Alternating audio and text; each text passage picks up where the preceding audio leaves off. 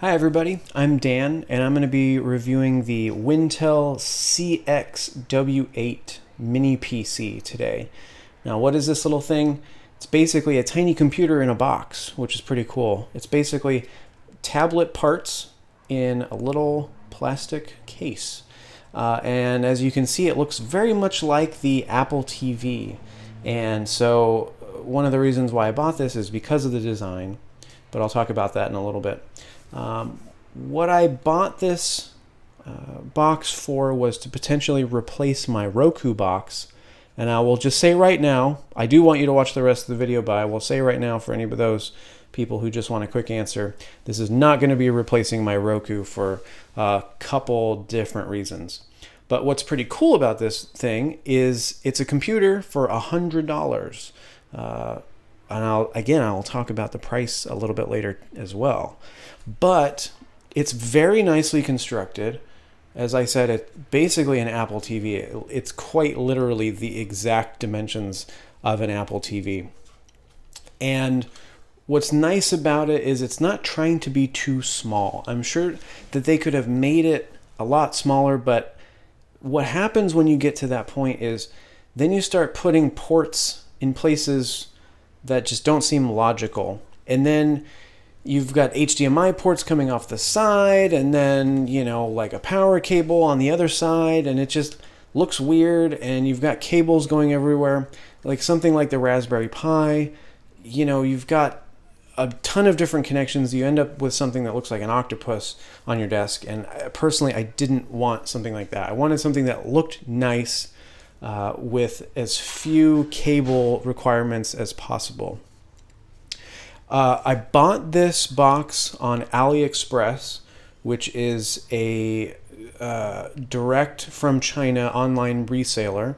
But I do know, in a little bit looking around recently, that you can get these on Amazon now. So if you want to try out one of these boxes, definitely buy it from Amazon if you're in the US, just because if you want to return it, it's probably going to be a whole lot easier returning it to Amazon than some seller on AliExpress. So just going over, again, the build quality is very nice. It's got a really good feel. It's weighty. It's not going to flip over if you put a heavy HDMI cable in the back. It feels exactly the same as an Apple TV, like exactly the same. It's matte finish on the top, gloss on the front, or gloss on the sides, and then it's got a nice kind of rubber foot on the bottom, so it grips really well to whatever you have it on. The front of the device has a power button, which you actually have to hold down to turn the device on, which is kind of weird. The front of this is actually kind of like a smoked black finish. So if you hold it in the right light, you can kind of see through it. But what's cool about that is there's an IR receiver in the front. So if you do want to use it as kind of a home theater box, you can use it with an IR remote. In the front, there is a little blue LED. It is very dim. I am kind of picky about LEDs, and it's not obtrusive at all. It's not blinding, and it's not going to distract if you have this under your TV.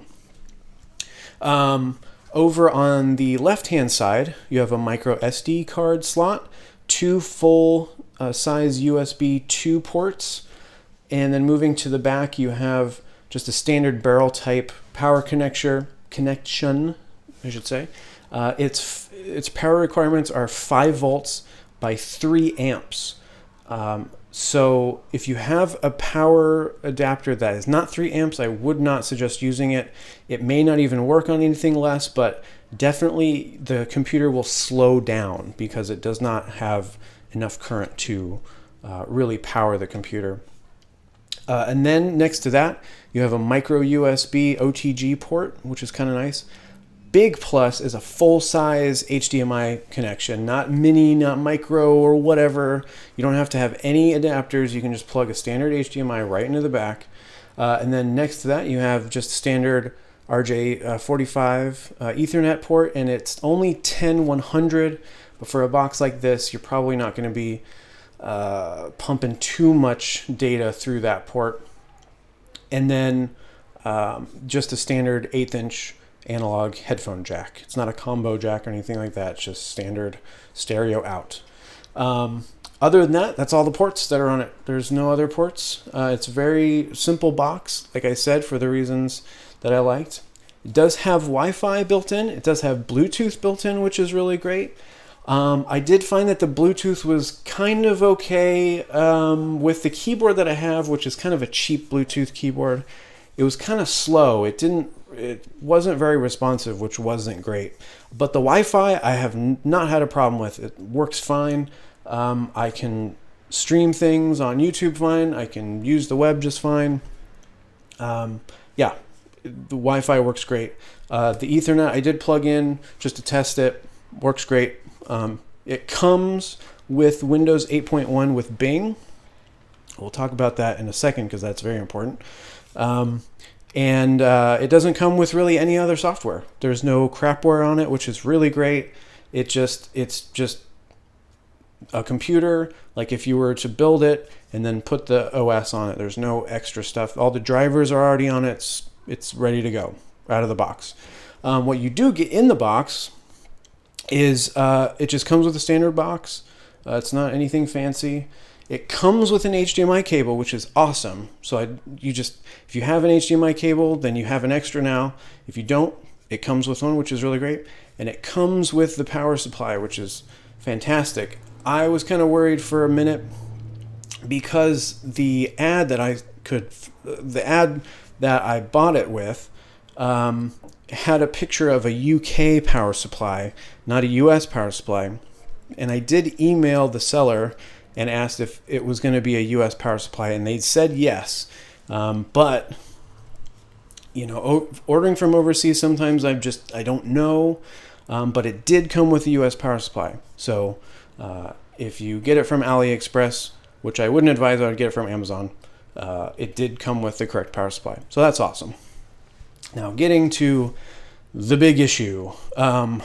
This comes with Windows 8.1 with Bing, all set up and all ready to go, except it's not activated.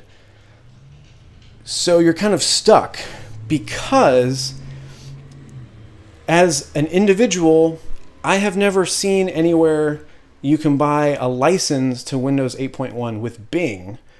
Of course, you can buy a license for Windows 8.1, Windows 8.1 Pro, whatever, Enterprise, whatever.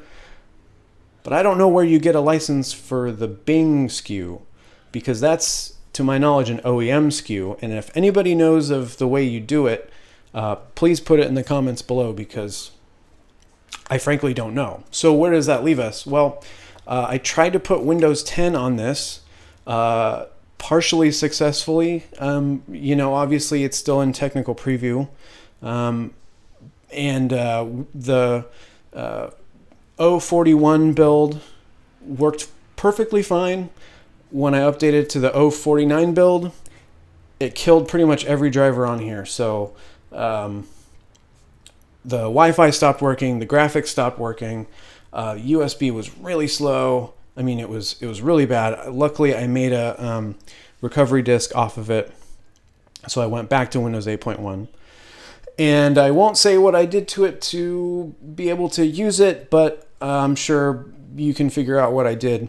But so the problem is you're going to have to buy a full license for Windows to use this box as just a normal person, unless you redo it every 30 days or whatever until the activation runs out, which is kind of be a pain. So I can't recommend this box for any normal person because you can't, you go to activate it and it says you can't activate it, but there's no option to buy any license for it. So I honestly have no idea. So I'll say I tried. I have a Windows 8 Pro upgrade key. I tried using that to add a feature to the box, and I couldn't get it to work. It wouldn't finish the update procedure. It would say error every time. So, I'm using this.